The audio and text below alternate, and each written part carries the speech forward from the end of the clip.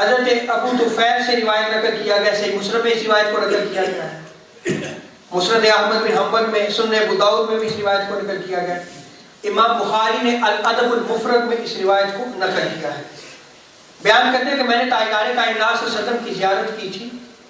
اور اس وقت میرے سوا روئے زمین میں کوئی ایسا شخص زندہ نہیں ہے جس نے ظاہری آنکھ سے تاجدار کائنات صلی اللہ علیہ وسلم کی زیارت کی ہو، یعنی وہ آخری صحابی تھے۔ راوی بیان کرتے ہیں کہ میں نے پوچھا کہ آپ صلی اللہ علیہ وسلم کو کیسے دیکھا، تو انہوں نے فرمایا کہ حضور علیہ السلام سفید رنگت والے تھے، جاذب نظر تھے اور میانہ قامت والے تھے۔ حضور علیہ السلام کے حسن مبارک کو بیان کیا۔ اور حضرت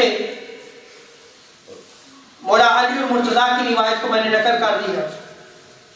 اب یہاں پہ تاجدار کائنات صلی اللہ علیہ وسلم کے حسن مبارک کو جو چاند کے ساتھ تشبیہ دی، انشاءاللہ یہ روایات آگے آئیں گی، جس میں بعض صحابہ نے آقا علیہ السلام کے حسن مبارک کو سورج کے ساتھ بھی تشبیہ دی، سورج کے ساتھ بھی تشبیہ دی۔ یہ جو روایت تھی اس میں کیا تھا کہ آپ علیہ السلام کو وہ جو حضرت جابر بن سمرہ دیکھتے چاند کے ساتھ تشبیہ دی نا، اس پہ امام محمد الفضیل بن الفاطمی البغوی المالکی الفجر الساطع علی صحیح الجامع میں جو ہے وہ اس کو بیان کرتے ہیں کہ صحابہ کرام نے تاجدار کائنات صلی اللہ علیہ وسلم کے چہرے انور کو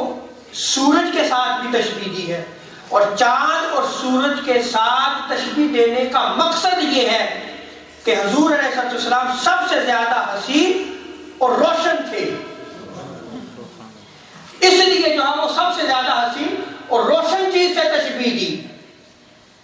ورنہ چاند ہو یا سورج ہو سب آپ کے نور سے پیدا کیے گئے، سب آپ کے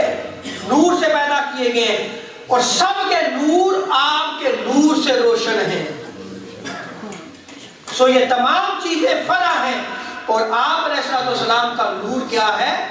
اصل ہے۔